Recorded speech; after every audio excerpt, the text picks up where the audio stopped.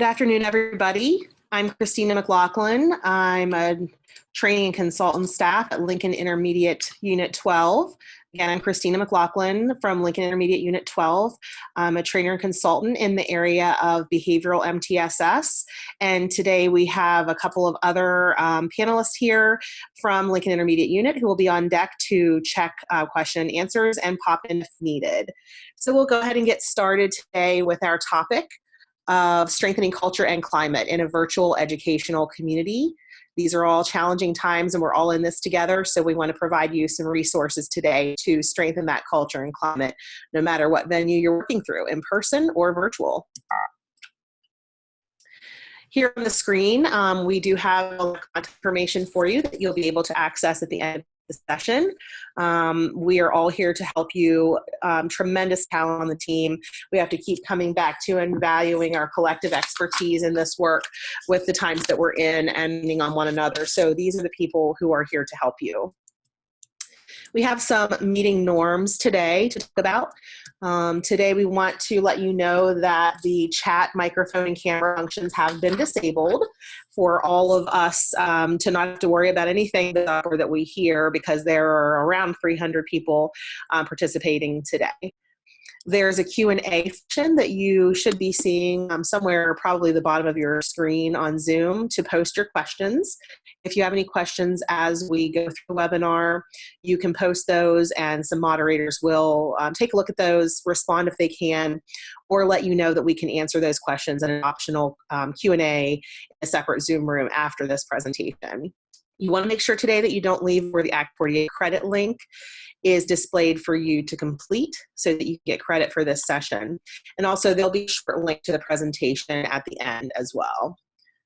In that short link that you get at the end, that'll allow you to go back in and click on any hyperlinks that were mentioned and explained during my webinar today. So the resources we have for you is the Act 48 information here. You will need your PPID to receive that credit. And this is for PA educators only. So if you're with us from another state, welcome. We have users from all over the US recently, so we're happy you're here. Webinar archives are available as well. This is the link for that you'll be able to access afterwards. And then our main resource site is learnon.iu12.org for your benefit. Lots of great information there, as well as live webinars and recorded content for you. There are some changing expectations with online learning. The culture that we find ourselves in now, we're looking at continuity of education and how we're providing that ongoing education for our students, whether it's enrichment and remediation or review, or whether it is remote learning with our full curriculum. There are a lot of pieces there that we're all looking at and looking at the options for right now. We also have faith balance, how we provide faith. We want to make sure that we're not paralyzed by trying to do it perfectly. The best faith efforts are valued in this piece. We want to make sure that equity and equal access is always at the forefront, though, in our discussions. Less is more in this climate. We want to prioritize and balance for ourselves, for our parents. Everybody has a lot on their plates. So avoid the temptation to think that we have to do a whole lot, because that's not the case. With videos, the video content allows us to see one another's face, feel the presence of one another, which is so important in these times. You want to make sure that you're looking at limits of the amount of time a student can handle in front of a screen or recorded content, because it varies per person, especially depending on disability, but a good rule of thumb is no more than 6 minutes of recorded content.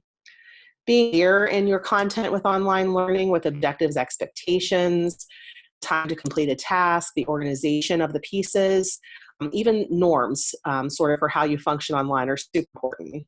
The outcomes of this webinar, to be clear, and what you'll receive today, is an understanding of how this connection at a time of increased stress for many is so important. With adolescent adjustment, connection contributes to an ease of that stress for our students. Committing to selecting several ideas to maintain a sense of school belonging is what I hope that we can engage in today. In the virtual environment, I've pulled a lot of ideas together for you, not to overwhelm, but to give you a scaffold and sort of ideas to choose from. The target audience today, if you're any of these, I'm sure you'll find a lot of great useful ideas, but this is not the limit of who might be participating. Anybody who's on, we welcome you. Certainly community is even more important than it's ever been in this environment. So it's a place in which we feel cared about and are encouraged to care about each other. It's where we come to think in the plural and we feel connected to one another, that we're part of an us. So that remains so true, and that should be our whole focus at this time. I've heard a lot of great quotes recently, grace before grades.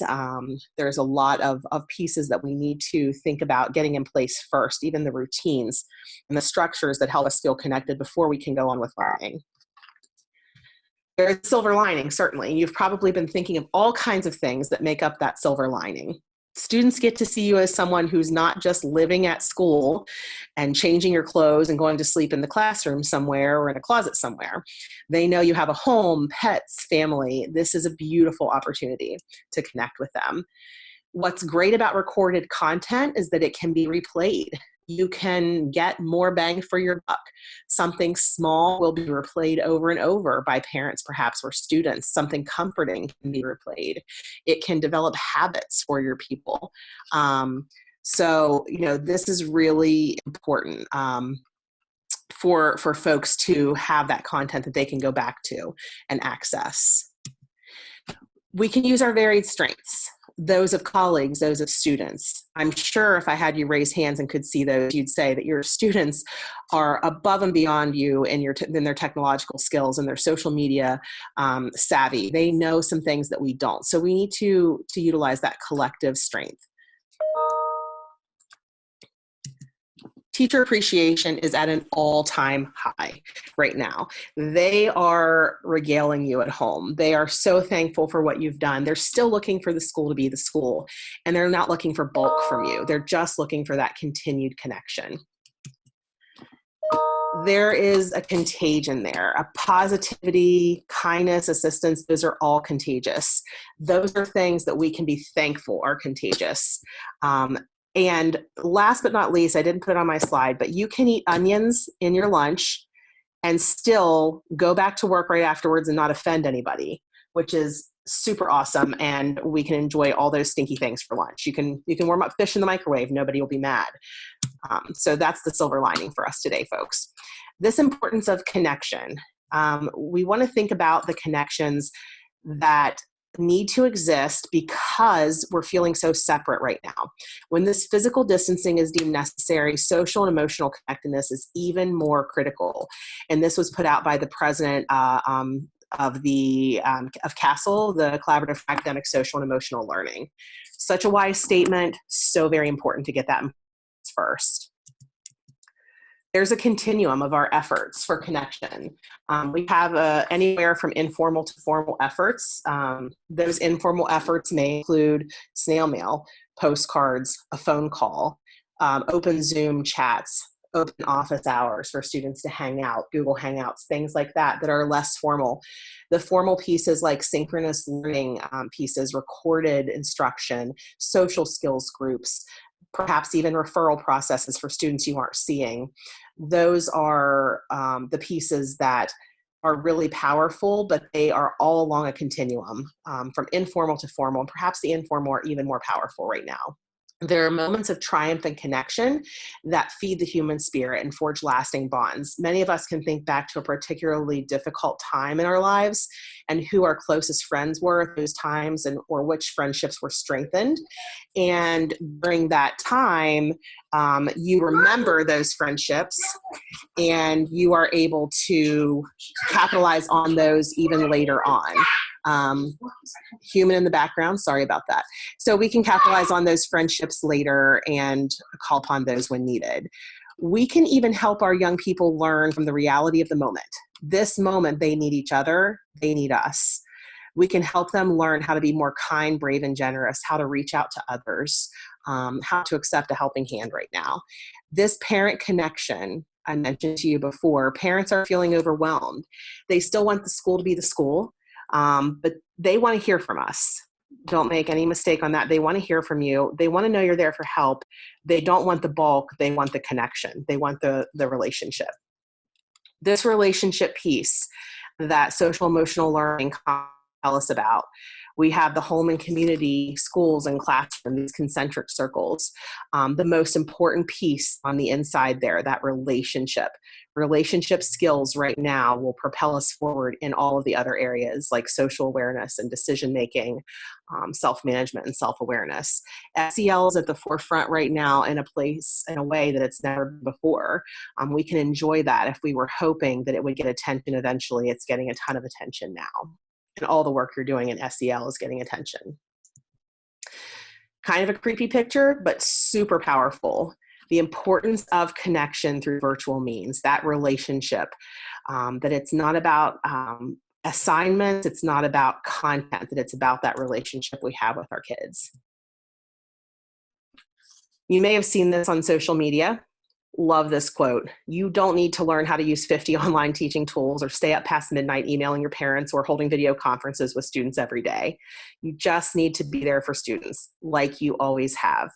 And I keep telling myself every day, today I was washing dishes thinking, things are very much the same. It's the place that has changed. School's still happening. It's just not happening in the same place. So we need to continue to relax, keep that front and center, and rely upon that collective experience and expertise that we have. Some virtual connection quick tips. Thinking about equity. Who are you not seeing show up? Who's not showing up for you? When you have check-ins, if you're seeing some posts to social media, are there any, is there a repeated lack anywhere? Certain grade levels or ages who are not represented as much in your district? Where's that lack? Where are those gaps? This may point you towards some actions to take to provide equity. Considering with a colleague, maybe a how-to session. I've talked today to several people who walked another person through how to do their first Zoom. Maybe someone is using Poll Everywhere or something like that. Reach out, just ask who has used this, who can show me, who can talk me through it. Think of keeping perhaps 1 or 2 routines from either your school or classroom the same, even maybe the same time or the same way, and just move those to a virtual platform. Doing that with everything or too many things at one time would be overwhelming. I've heard a few ideas, for example, teachers having a class meeting. Maybe they were having that every day, now they're only having it once a week, but they're actually having it at the same time. Perhaps teachers providing a sample day schedule to their parents, and the parents can employ that schedule in the bare bones of it. And so that kids stay in the same routine that comforts them. I've heard of different announcements or flag ceremonies happening at the same time every day as they did before.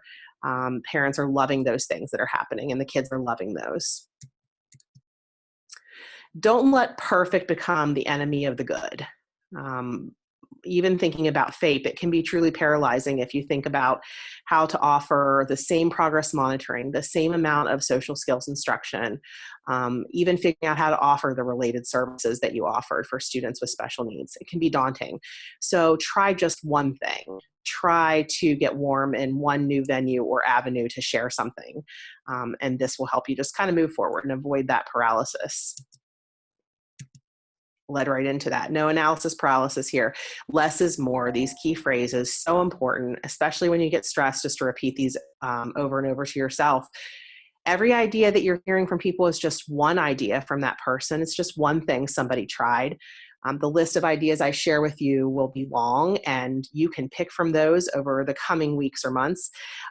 Just try one thing at a time. Trying it maybe a certain way. Maybe you've heard of Spirit Weeks over and over, but you can find in the list I'm sharing in a few minutes here the way it was done or a new twist to it. Something you can try that really engages your students. And of course, just ask. Back to the thinking of the TAC that are in place here at IU12. We're a motley crew. We have a variety of skill sets to offer you, and just ask. We'll get you help from someone who can offer it to you. So the bunches of ideas. You will not be able to click on this now, but once I share the link with you at the end and we open up the sharing settings, you'll see that there are bunches of ideas. There is a Google Doc that really is not scholarly, so my apologies. It is rough and it is straight from the masses, straight from the trenches, all of you who are working with kids. I asked far and wide on social media, and those people asked other people who asked other people, and I put all of those ideas and compiled them for you. Those are ideas about virtual connection and belonging. And I also tried my own hand at something and did a very amateur STEM video of my family making a volcano at home and posted that to a YouTube channel.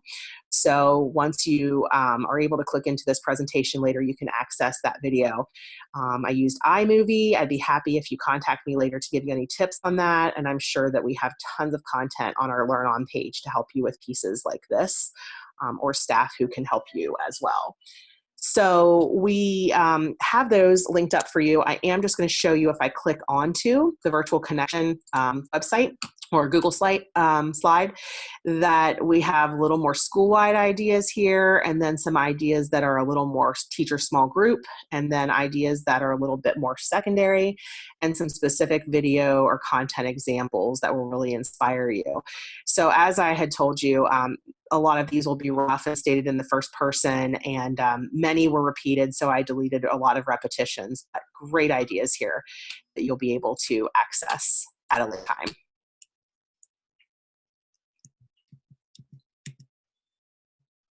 So for those of you implementing PBIS, you're probably asking, how can I keep that all going? What can I do to keep it alive? We've worked so hard to get this system in place, our expectations, our acknowledgement system, our tickets, whatever it is we're using. So in this situation, we want you to know there are lots of good resources out there. Thankfully, Minds Brighter Than Ours have been out there creating a lot of guidance for you. You want to still keep those school expectations front and center any way that you can, providing a slide perhaps to your teachers and saying, at the beginning of every webinar, be sure to say these 3 expectations. They are still in play. We still teach our students how to behave at home and at school. There are examples out there of a school-wide teaching matrix for remote instruction. In this link that you can click on later, you'll be able to see 2 or 3 examples that are really general enough to be used by any school. And that matrix is the crosswalk there of what our school expectations look like in various situations that are now applied to the online or remote setting. Super powerful to have a teaching matrix for remote instruction. Talking with parents and modeling for them how to apply the school expectations at home can be very powerful. Even just a 1 or 2 minute video with the voice and face of an administrator explaining the 3 or 5 school-wide expectations can be so powerful and may be played over and over by your parents. It's also a modeling opportunity to show them how to explain and teach expectations.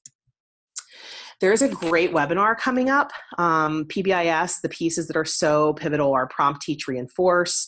The pieces there of structure, the expectations and rules, responding to inappropriate behaviors, engaging the child and acknowledging with positive feedback. Florida PBIS Center is having a Zoom today at 2:30 that I'm going to join to see how these 5 PBIS essentials can be applied to at-home behaviors and expectations. There are a lot of great resources out there, Florida PBIS, Midwest PBIS, PBIS.org. Those are all great sites to look at how to keep your PBIS system alive during this time. At the bottom there, the first thing you're seeing is a clip from an online resource I ran across where a school is allowing parents to click on a link to report their child's pride behaviors so that they can be shouted out and celebrated still by school personnel. So your PBIS committee might be able to set up something like this, just a short link or nomination form or a way for people to hashtag their own kids, showing the school setting, in the school setting and the home setting, how they both connect, and showing friends, classmates, and the school community how well their child's been doing at home. Helping people can sort of turn the coin over from maybe correction over and over at home, which we all know is happening with our own kids, to celebrating and recognizing what's going well. So when we prompt and we teach, we also reinforce, we celebrate the good. We say as much as we can about the specific behavior that went well, that's paving the way for good relationships and learning. We can provide that guidance to our parents for easy at-home recognition and how they can connect with social media to give that behavior-specific recognition to their own child, and let us continue to accolade their own child as well. In closing, you know, I saw this picture the other day and I was really impressed with thinking about how important it is to hang on to each other right now. So if we're skydiving, I'm not going to be a person right now who's saying, no, that's okay, I got it. I think I'll just fly solo on this one. Think of those times when your life depended on it to grab onto others. This is one of those times. We need to utilize our collective experience and expertise. We need to make sure we're leaning on each other to learn on. We cannot continue this without leaning on each other, working smarter, pulling our expertise together and sharing the load of communication or whatever it may be. Being present. So much more important for kids to see your face or hear your voice than it is for you to be perfect. It's so much more important for them to know you're a human than for them to know that you're their teacher. They need the human connection right now, and we need to keep giving that to them. Giving grace to yourself, to others, relaxing, minimizing, keeping it very simple is how we keep that relationship alive and keep that virtual community strong with one another. So those are the pieces that I wanted to share with you today. As I said, you'll be able to go back into a short link for this. I think we have probably a few minutes for Q&A, but I will show you that first off, you can find recorded webinars on learnon.iu12.org. You can find opportunity to sign up for all kinds of existing live presentations as well and office hours. We have a bit.ly here that can show you where the evaluation is. It's at the top of my screen here. So when you're able to log on to that, we really would appreciate your feedback on how this met your needs today and what could have gone better for you. And also there's a link there at the bottom for Act 48, but you will get a link after you leave today's session, or after I end the session, I believe. And also I want to show you that we do have an opportunity today for further discussion or Q&A. We do want to leave this room within about 7 or so minutes. Once we do that, I'll go ahead over to my own Zoom room, and the Zoom ID is right there. So I'm going to leave this slide up for just 10 seconds more so you can write down that Zoom ID. If you'd like to join the private Zoom room to keep asking questions or make comments about this topic, once I hit end here, I'll go over and open my Zoom room. So you might have to hang out and wait for a minute for me to open the room. My email is also there. And there's also the short link to this presentation that I included. It's bit.ly/virtualculture12, as in IU12. bit.ly/virtualculture12. And that you'll be able to, when you click on that link, get to all of the live links that are embedded inside this presentation. I certainly appreciate you tuning in today. Maybe we could hear from Jen or Phyllis if we have time, if there's a common question that we could answer live here, and then in a few minutes we'll go over to the other room for continued discussion.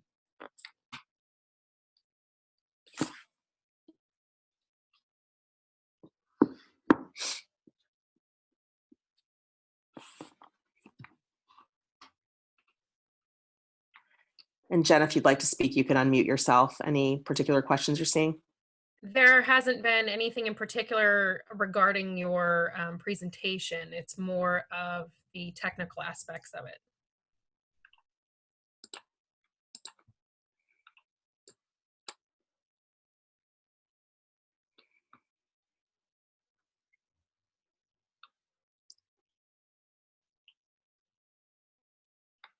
Phyllis or Jen, can you speak? One of you, if you want to give it a try.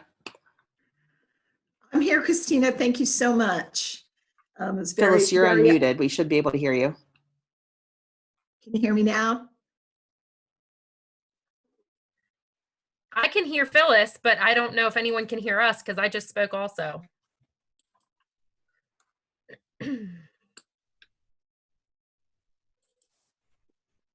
Okay, it doesn't look like I'm hearing Jen or Phyllis right now, so there may be a glitch there.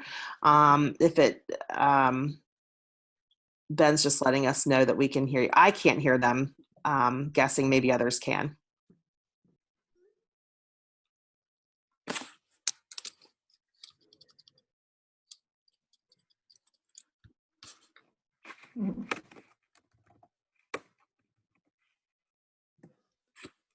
Sorry, everybody. I was talking over them. I apologize very much for that. If there's anybody who wants to say something, go ahead.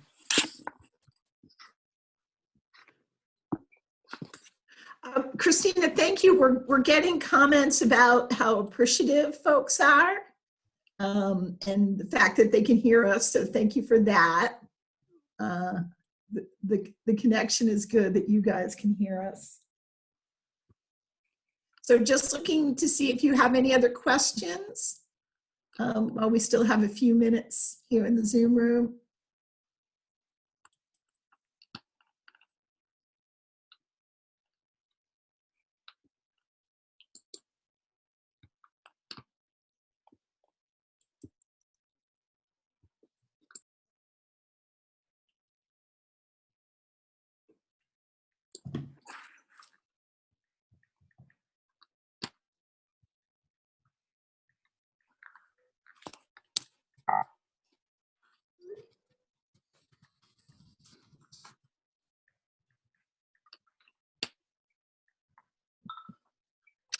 So everybody, we really appreciate your attention and time and joining us today. And I am going to open up the other Zoom room here momentarily. So if you'd like to join for more Q&A, I'll leave it open for 5 to 10 minutes just to see if anybody joins. Again, that number's on the screen. We thank you so much. Have a great day.